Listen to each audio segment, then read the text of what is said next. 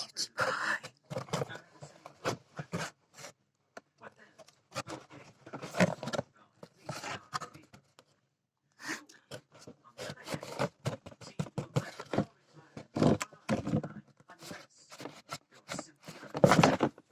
Jeez.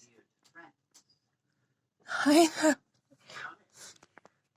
He makes a racial slur within earshot of two Romulans, putting me in the position of either defending them, thus or letting the comment pass. In which case he's managed to plant a seed of discord between us. Frankly, I don't find any of this interesting. You both go to such lengths to hide the true meaning of your words, you end up saying nothing. I think you'll find when I have something to say, you won't have any trouble understanding.